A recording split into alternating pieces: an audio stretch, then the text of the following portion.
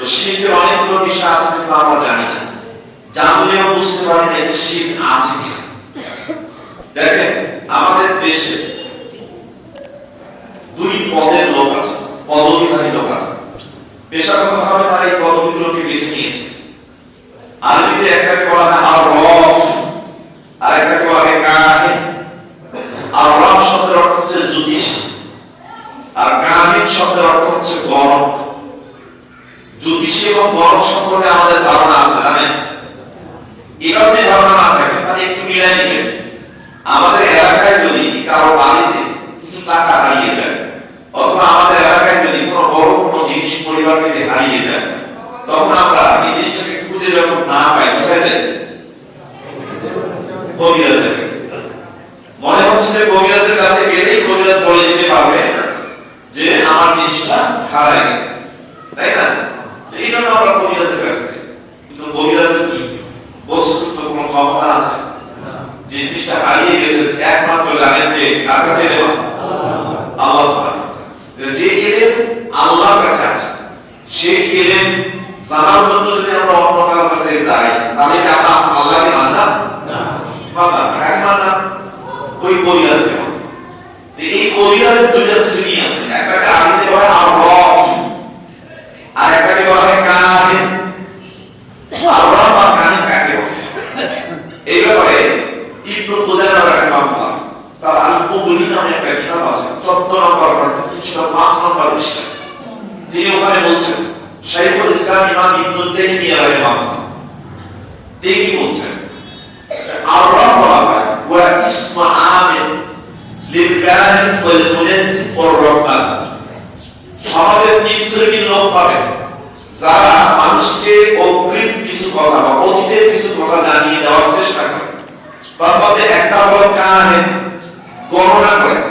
এই কাহিনকে এই ব্যাপারে ইমাম খাত্তাবী রাহিমাহুল্লাহ এবং ইমাম নাওয়ী রাহিমাহুল্লাহ তিনি মুগনিল মুহতাজ 4 নম্বর খণ্ডের 120 নম্বর পৃষ্ঠার মধ্যে উল্লেখ করেছেন যে কাহিন হলো ওই ব্যক্তি আল্লাযী ইউখবিরু বিওয়াসিতাতিন নাজম, যে আকাশের উপরে তারা আছে, তারার দিকে তাকিয়ে তারকা গণে গণে সে মানুষকে জানিয়ে দেয়। কি জানিয়ে দেয়?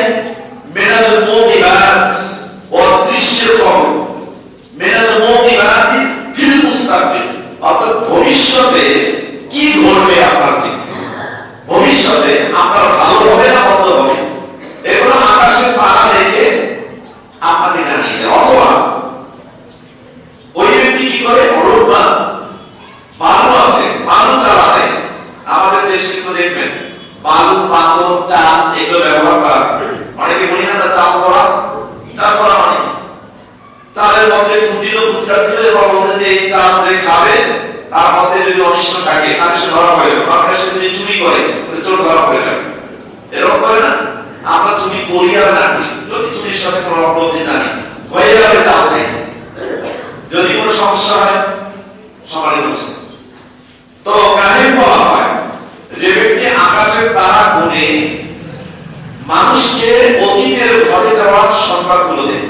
যেমন চোর, চোর সম্পর্কে, চুরি সম্পর্কে, চোরের জায়গা সম্পর্কে, চোরের বস্তু সম্পর্কে মানুষকে জানানোর চেষ্টা করে।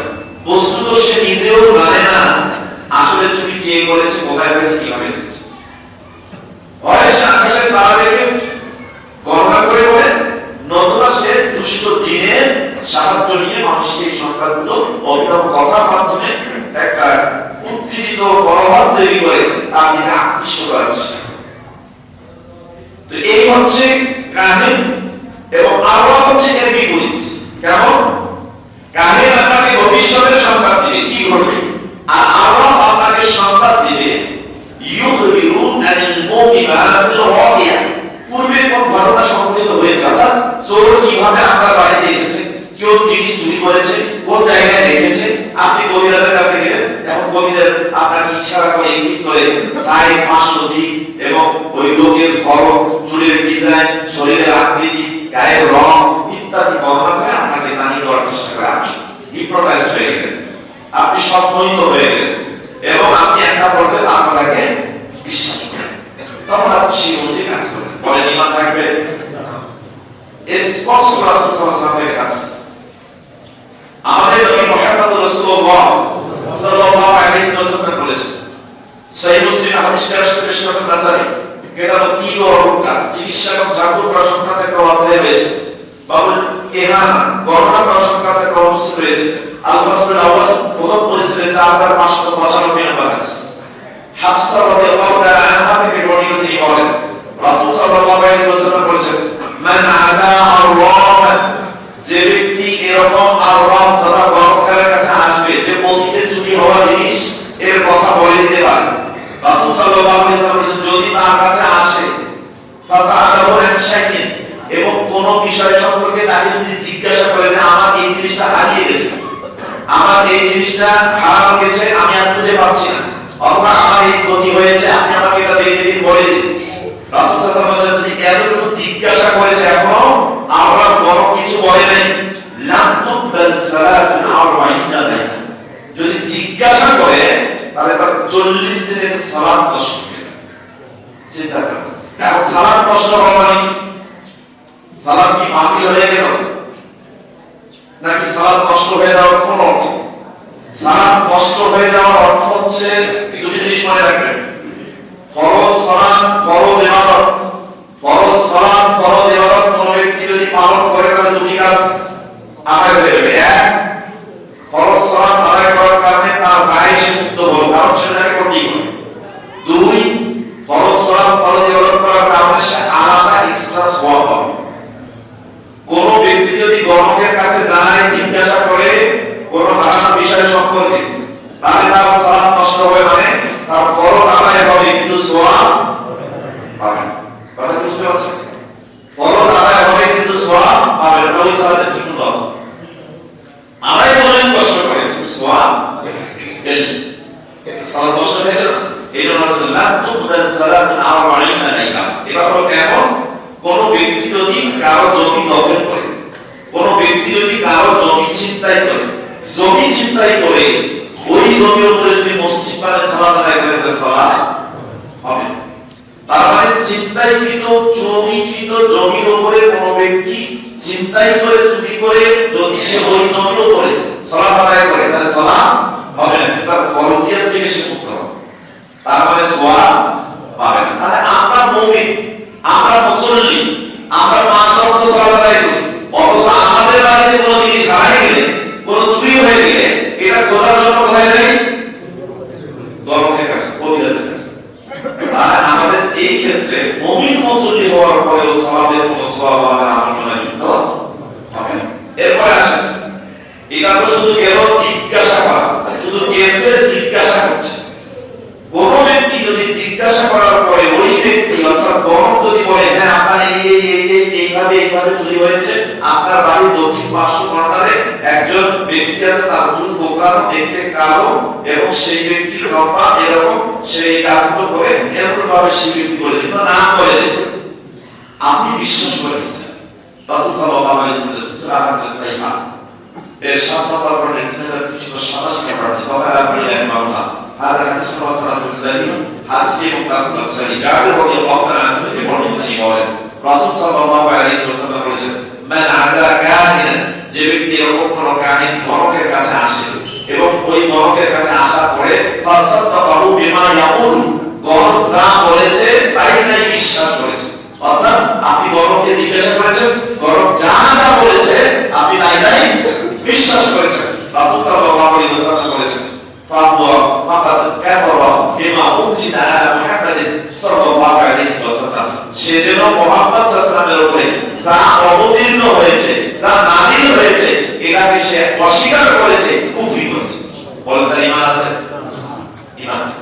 তাহলে গণকের কথা বিশ্বাস করলে কি থাকে না? ঈমান থাকে না। কিন্তু গণককে কোনো জিজ্ঞাসা করলে কি নষ্ট হয়ে যায়? সালাত নষ্ট হয়ে যায়। তাহলে দুটি বিষয় বুঝবেন, যে জিজ্ঞাসা করেছে তার সালাত নষ্ট হয়ে যায়, এবং জিজ্ঞাসা করার পরে গণক যা বলেছে তা বিশ্বাস করেছে, তার ঈমান নষ্ট। কথা বুঝতে পারছেন? অতএব এই গণক থেকে আমাদেরকে মুক্ত থাকতে হবে। এটা হারাম, এটা আপনি করতে পারেন। ইবনে দুলাইব রাহিমাহুল্লাহ তিনি নিজেই বলেছেন, আল আরওয়াফুল্লাতী ইয়াহসু ওয়া ইয়াতাখাররাসু, যে ব্যক্তি আরওয়াফ গণনা করে, যে গণনা করে জ্যোতিষ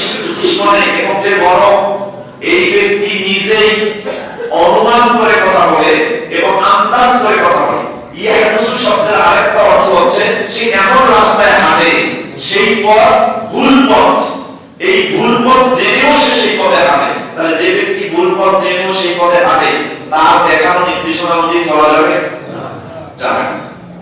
গণক হচ্ছে এইরকম ব্যক্তি যে ব্যক্তি আন্দাজ করে অনুমান করে কথা বলে এবং সে নিজেও জানে আমি যা বলতেছি তা সত্য নয়, কিন্তু আমরা বিশ্বাস করে বসে আছি।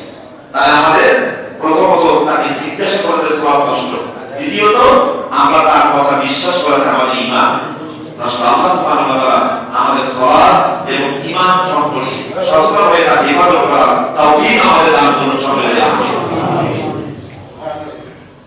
দুই নম্বর বিষয় মুমিনুন বিল গাওয়াইব। কিছু কিছু মানুষ আছে কিছু কিছু জিনিসের প্রভাবকে বিশ্বাস করে, যেমন আমাদের দেশে হিন্দু সমাজে পূজা হয়, পূজার সময় কি হয় বলেন তো? আপনাদের এটা ধারণা, পূজার সময় কি হয়? বৃষ্টি। আপনি জানেন পূজার সময় বৃষ্টি হয়? পূজার সময় কিছুই হয় না, বরং বৃষ্টির ছিলই পূজা, এটা না? চিন্তা করেন, এখন যদি কোনো মানুষকে জিজ্ঞাসা করা হয় বলেন তো পূজার সময় কি হয়? এই বৃষ্টি। কেন বৃষ্টি হয়? আপনার বিশ্বাসই হয়ে গেছে। তো যখনই আপনাকে জিজ্ঞাসা করা হবে যে পূজার সময় কি হয়? বৃষ্টি হয়, তার মানে আপনি ঈমানে এটা ধারণ করে আছেন আসলে পূজার সময় হয় বৃষ্টি, কিন্তু বৃষ্টি দেন কে? আল্লাহ। বৃষ্টি দেন আল্লাহ। তাহলে আল্লাহ তার ইচ্ছা মতো বৃষ্টি দেন। আল্লাহ বৃষ্টিকে আমাদের জন্য কল্যাণকর করেন। আমার যদি এর মধ্যে অকল্যাণ থাকে তাহলে এই অকল্যাণ থেকে বাঁচানোর ক্ষমতা পৃথিবীর কারণ নাই। আমাদের দেশের প্রধানমন্ত্রী তৎকালীন সময় এই পূজার বৃষ্টি নিয়ে যে মন্তব্য করেছিল এটা তার মুরিদেরা একেবারে বিশ্বাস করে নিয়েছে। চিন্তা করেন, অথচ আমরা বিশ্বাস করি মুমিন পূজার সময় পূজাকে কেন্দ্র করে কোনো আকাশ থেকে বৃষ্টি হয় না, বরং পূজাকে তারা যে সময় নেয় সে সময় বৃষ্টি ছিলই থাকে। চিন্তা করছেন? তো আমরা বিশ্বাস করি এরকম কিছু ধ্যান ধারণা আমাদের মধ্যে আছে। আকাশে তারা ছুটে যায়, নক্ষত্র দৌড়ায়, উল্কা ছুটে যায়, নিয়ারিকার আলো মিটমিটি করে হঠাৎ এক সময় আলো বেশি হয়ে যায়। আগে উত্তর দক্ষিণে বিস্তৃত একটা ছায়াপথ আছে, কোন সময় এই ছায়াপথের প্রভাব বেশি দেখা যায়, কোন সময় কম দেখা যায়। আবার দেখবেন সপ্তর্ষিমণ্ডল একটা নক্ষত্র আছে প্রশ্নবোধক চিহ্নের মতো, এটা আবার একটা বড় আছে একটা ছোট আছে, যেটাকে লঘু সপ্তর্ষিমণ্ডল বলা হয়, যেটাকে আমরা সাত ভাই চম্পাস।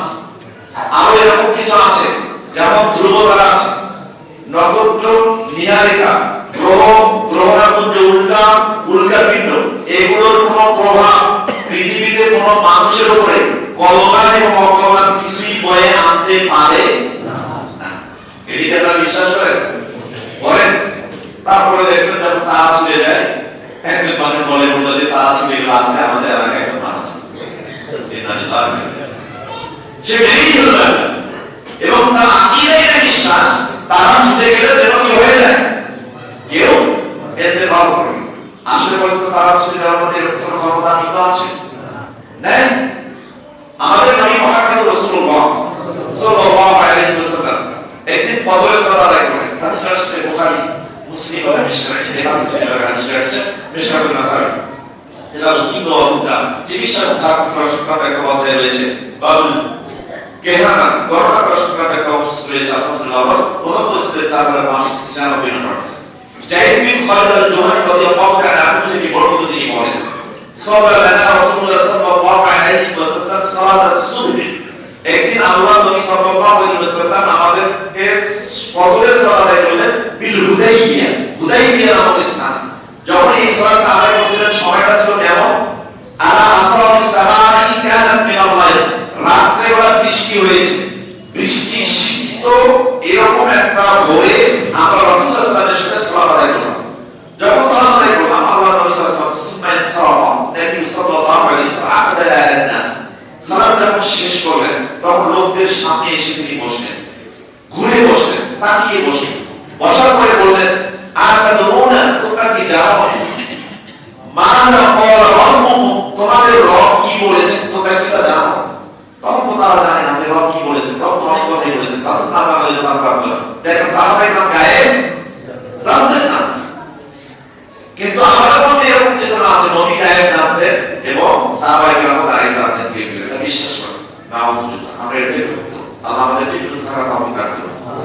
সম্মানিত উপস্থিতি, তো রাসূল সাল্লাল্লাহু আলাইহি ওয়াসাল্লাম বললেন যখন আমাদুনা তোমরা কি জানো মাযা ক্বালা তোমাদের রব কি বলেছেন? ক্বালু তখন সাহাবায়ে বললেন আল্লাহু ওয়া রাসূলুহু আ'লাম, আর এটা আল্লাহ এবং তার রাসূল জানেন আমরা জানি। তখন নবী করিম সাল্লাল্লাহু আলাইহি ওয়াসাল্লাম বললেন যে ক্বালা আল্লাহ সুবহানাহু ওয়া তাআলা বলেন যে এই কথা বলেছেন আসবাহা মিন ইবাদি মুমিনুন বি ওয়া কাফির। যখন সকাল হয় সকালবেলা বান্দা যখন ঘুম থেকে উঠে কোন বান্দা আমার প্রতি ঈমান নিয়েই থাকে আর কোন বান্দা আমার প্রতি কাফির হয়ে থাকে। চিন্তা করে কথা কত বড়। আপনি সকালবেলা যখন ঘুম থেকে উঠেন আপনাদের মধ্যে কারো কারো ঈমান আল্লাহর উপর থাকে আর কারো কারো ঈমান আল্লাহর উপর থাকে না, সে কাফির অবস্থায় থাকে। যখন এই কথা বলেন রাসূল সাল্লাল্লাহু আলাইহি ওয়াসাল্লাম ব্যাখ্যা দিলেন ফাআম্মা মান ক্বালা, অতঃপর ওই ব্যক্তি যে ব্যক্তি এই কথা বলে মুদিরনা বিফাদলিহি মুদিরনা বিফাদলিল্লাহ তাআলা ওয়া রাহমাতিহি, যে আমাদের কাছে যে বৃষ্টি হয়েছে এই যে ভোরের বৃষ্টি সিদ্ধ বাদে অবস্থায় যখন সাহাবায়ে কেরাম সালাত আদায় করলেন, বের হয়ে কোন ব্যক্তি যদি এই কথা বলে যে আজকের এই বৃষ্টি আল্লাহর অনুগ্রহে এবং তার দয়ায় হয়েছে, ফাহুয়া মুমিনুন বি ওয়া কাফিরুন বিল কাওয়াকিব, আল্লাহ বলেন এই ব্যক্তি আমি আল্লাহ ঈমান এনেছে কিন্তু নক্ষত্রের উপরে কোনো ঈমান আনে নাই। অর্থাৎ সে আমার প্রতি ঈমানদার কিন্তু নক্ষত্রের প্রতি কাফের। তাহলে যে ব্যক্তি নক্ষত্রের প্রতি কাফের সে আল্লাহর প্রতি ঈমানদার, তার মানে নক্ষত্রের কোনো প্রভাব আছে সে সেটা বিশ্বাস করে না। তা আল্লাহ বলছেন ফাহুয়া মুমিনুন বি ওয়া কাফিরুন বিল কাওয়াকিব, যে ব্যক্তি এই কথা বলে যে আল্লাহর অনুগ্রহে বৃষ্টি হয়েছে আল্লাহর দয়ায় বৃষ্টি হয়েছে সে আল্লাহর প্রতি ঈমানদার এবং নক্ষত্রের প্রতি কাফের, তার মানে সে প্রকৃত ঈমানদার। ওয়াকুল আম্মা মান ক্বালা, যে ব্যক্তি এই কথা বলে মুদিরনা বিনাউই কাযা ওয়া কাযা, যে ব্যক্তি এই কথা বলে যে এই নক্ষত্রের প্রভাবে বৃষ্টি হয়েছে, আদম সুরতের বৃদ্ধি বৃষ্টি হয়েছে, দুর্ঘটনার কারণে বৃষ্টি হয়েছে, লঘু শব্দ সীমান্তের কারণে বৃষ্টি হয়েছে, ছায়াপথের কারণে বৃষ্টি হয়েছে, অমাবস্যার কারণে বৃষ্টি হয়েছে, এই চাঁদের আজকে অর্ধের কারণে বৃষ্টি হয়েছে, নক্ষত্র ছুটে যাওয়ার কারণে বৃষ্টি হয়েছে, যে ব্যক্তি এই কথা বলে ফাহুয়া কাফিরুন বি ওয়া মুমিনুন বিল কাওয়াকিব, সে আমি আল্লাহর প্রতি হচ্ছে কাফের আর ওই নক্ষত্রের প্রতি দিয়ে হলো ঈমানদার। নাউযুবিল্লাহ। তাহলে অবশ্যই একজন মুমিন এই বিশ্বাস রাখবে আসমান থেকে তার বৃষ্টি বর্ষিত হয় তার দয়ায়। তাহলে আপনি যে বললেন যে পূজার সময় কি হয় আপনি বলে দিলেন বৃষ্টি, ঈমান থাকলো আছে না? কখনোই এই কথা বলা যাবে না। কথা বলছেন শিরকের বিষয়টি এমন আপনি বুঝেনই না কিন্তু মুখে বলছেন শিরক হয়ে গেছে। এই জন্য নবী দোয়া শিখাই দিয়েছেন তুমি এই কথা বলো কি আল্লাহুম্মা ইন্নী আউযু বিকা আন উশরিকা বিকা ওয়া আনা আ'লাম ওয়াস্তাগফিরুকা লিমা লা আ'লাম, আমি যে শিরক করে ফেলেছি কিন্তু আমি বুঝতে পারিনি, আল্লাহ এই শিরকের কারণে আমি তোমার কাছে ক্ষমা প্রার্থনা করছি। কথা বুঝতে পারছেন? সম্মানিত উপস্থিতি, তাহলে এই কথা বিশ্বাস রাখতে হবে নক্ষত্রের প্রভাবে বৃষ্টি হয় না, নক্ষত্রের প্রভাবে কোনো শুভ অশুভ হয় না, নক্ষত্রের কারণে কোনো ঘটনা ঘটে না, খুনিয়া চাঁদ বলে কোনো কথা নেই, চাঁদের প্রভাবে কোনো ঘটনা ঘটতে পারে এরকম ইতিহাস কোরআন হাদিসে নেই। অতএব চাঁদের নাম খুনিয়া চাঁদ দেওয়া যাবে না, কোরবানির চাঁদকে খুনিয়া চাঁদ বলা যাবে না, এবং দোমাসি বলে কোনো কথা নেই। এক মাসের বিদায় হয়ে আরেক মাস আসলো এবং এই মাসে চাঁদ উদয় হওয়ার পরে ঘটনা ঘটলে এই ঘটনার মধ্যে অপ্রীতিকর কিছু ঘটতে পারে, অনিষ্ট হতে পারে, এরকম বিশ্বাস কোন মুমিন মুসলমান করতে পারে? কথা বুঝতে পারছেন? তাহলে নক্ষত্রের কোনো প্রভাব